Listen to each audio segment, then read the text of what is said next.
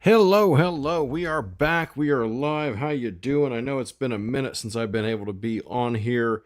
We've had a lot of stuff going on over here in our wonderful world of VFW land, Mission 4938 land, and we are so glad to be back tonight with a watch along.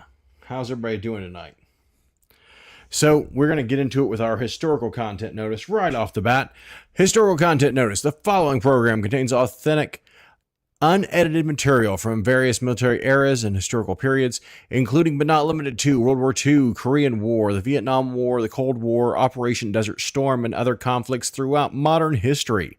This material may include racial stereotypes, offensive depictions, graphic imagery, strong language, symbols of hate, propaganda, and historical viewpoints that reflect the attitudes, conflicts, and realities of their time.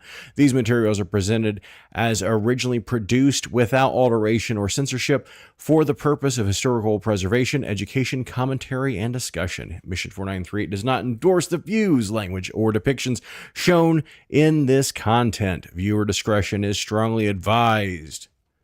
How's it going? I'm seeing Recon Sarge. I'm seeing Historical Possum out there. So, one of the things that we're going to be looking at today is another propaganda film. This one is aimed at children, and it's talking about our economy a little bit. It's called Why Play Leapfrog. It's going to be a fairly short one tonight. It's not a huge long video, but it's part of a series that we're going to be getting into. This was talking about the economy and trying to explain it out to kids. This was, again, another part of a film that was shown to children and shown in schools all across the United States through the 1950s. So we're going to jump right into it. Why play Leapfrog?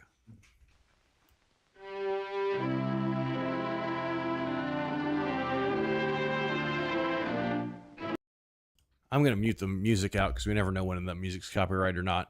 Came from Harding College. Presents. Bum, bum, bum, bum. Why play Leapfrog? Color by Technicolor. A John Sutherland production. Fun facts about America. Alrighty. We're going to get into it right now. And prices often play leapfrog. One jumps up, then the other, which means a steady rise in our cost of living.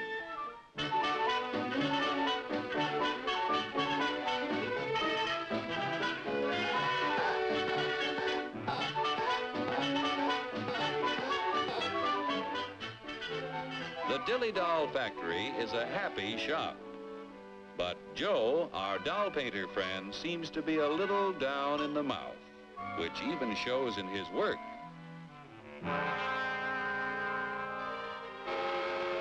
Joe is pretty discouraged because the high cost of living makes it harder and harder to make ends meet. Hiya, Joe, old boy. Hello. Better look in that envelope. Wow, a raise! And just in time to buy the kid a birthday present. What'll I get? Let's see. A dress? Bicycle? Roller skates? Shoes? A book? A doll? A doll!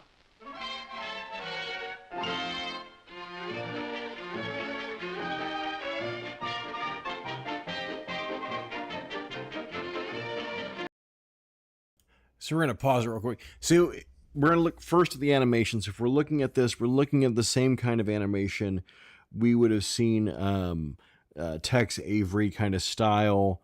Some of that same propaganda style that we saw through World War II. And one of the reasons why is a lot of those guys got out of the Army Signal Corps and took those skills that they learned there, the art style, those techniques, and they went out and worked for a variety of different animation companies. Back in the 1950s was kind of a boom of animation companies. You had a million different animation companies kind of come along, whether it's working in Merry Melodies and going into the Disney Corporation, going in through Warner Brothers, going in through just a crap ton of different ones kind of popped up. And it was because of the overflow of people designed in art styles like this and creating videos and stuff that they had learned while they were in the military.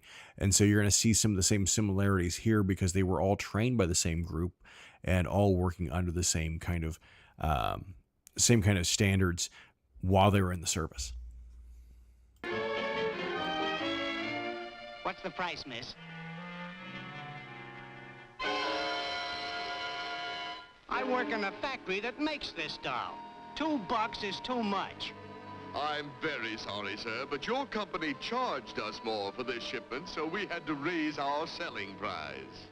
We got a wage increase, all right, but it couldn't raise the price that much. It just takes a little wood, rubber, paint, cloth, and a phony wig to make that doll. There's only about 10 cents worth of materials in the whole thing. You pirates, crooks, bandits, you robbers! You're right about the cost of raw materials in that doll, about 10 cents worth. Raw materials in practically everything we buy are worth little until labor transforms them into finished products. For example, how much do you think the raw materials cost in that car? Oh, about $300. You've got a surprise coming. It takes 4.5 tons of coal, 2 3/4 tons of iron ore, 50 pounds of cotton, 14 pounds of cured and finished wool, aluminum, zinc, lead, copper, and countless other raw materials to make an automobile. Without the addition of labor costs, these things are worth about $22. The raw materials require the accumulated labor of thousands of people in countless crafts to transform them into a finished automobile. Miners dig the coal and iron ore. Railroad and maritime workers transport these materials to the steel mill, where workers convert the ore into finished steel. The wages of railroad workers add to the value of steel when it is transported to automobile factories. The cotton that goes into a car accumulates labor cost from the farmer who tills the soil, from workers who sow the seed, and help to raise the cotton. Wages paid to other workers add to the value of the cotton as it is moved from the field to the cotton gin where it is processed. Other workers transport the cotton to the automobile factory. The wool that is used to make a car is worth little while it is still on the sheep. When the labor cost of a sheep shearer is added, the value of the wool is increased by his wages. When all of the parts and materials finally reach the factory for assembly, the labor cost of automobile workers must be added to the price of the car.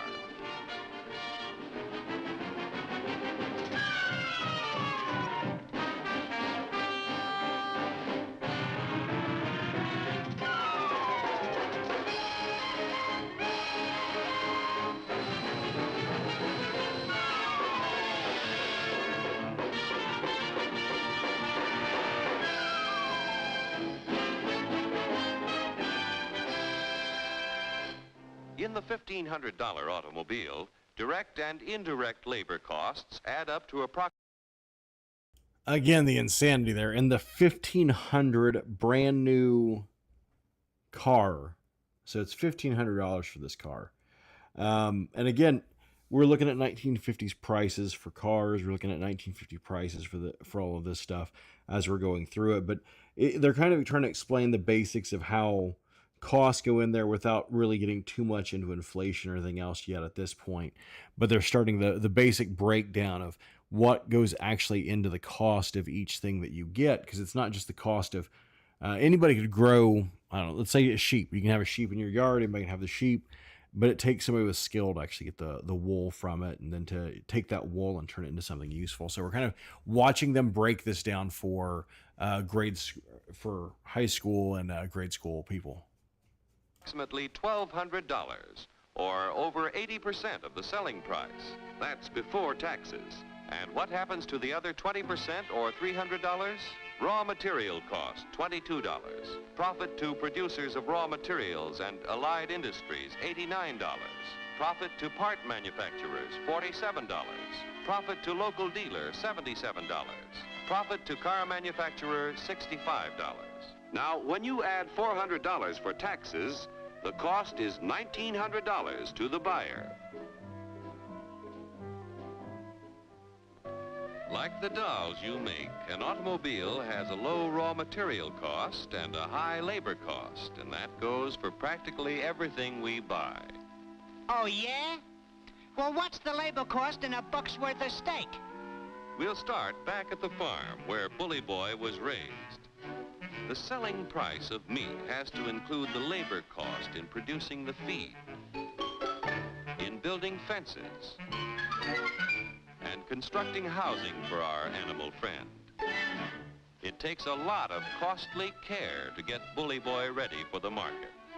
Wages have to be paid to railroad workers who provide our friend with care and courtesy on his way to the stockyards. Preparing Bully Boy's anatomy for the butcher shop costs money, too. The family butcher figures in his wages every time he sells a thick, juicy steak.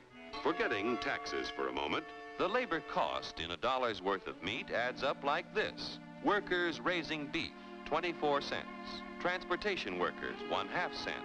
Packing house workers, 42 cents. Meat delivery drivers, 1/2 cent. Butcher shop workers, 18 cents. The other 15 cents goes in profits to the retailers, the packers, allied industries, and to the farmers and ranchers. Most of the things we buy accumulate direct and indirect labor costs that add up to 85% of the selling price before taxes are added. Generally speaking, a wage raise means a corresponding rise in prices, unless productivity is increased proportionately. What do you want, a guy with 4 arms? 4 arms?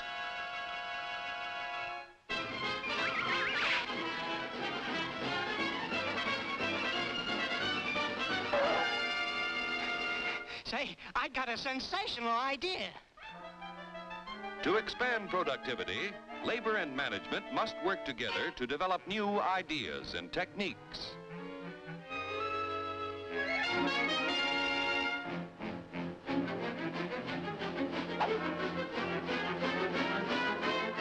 To expand productivity, capital must finance the creation of more efficient tools and plants.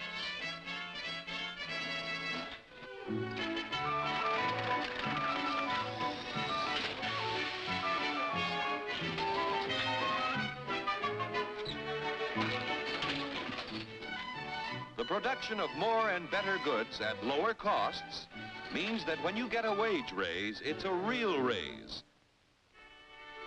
A raise. A raise!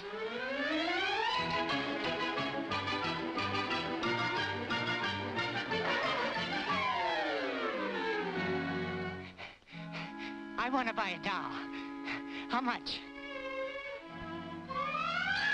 Now you've got a real wage raise because you can buy more with what you earn. With increased productivity, wages can keep ahead of prices.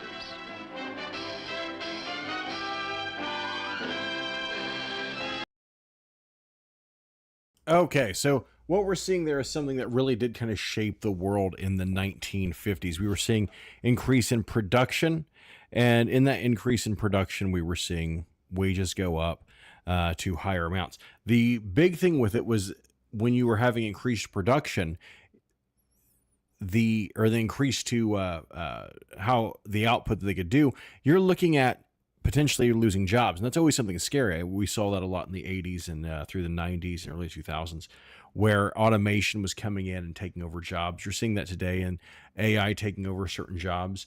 And it's meant to reduce the cost of stuff while keeping the profits the same and being able to give everybody more money. But we're kind of seeing the backpedal of that right now.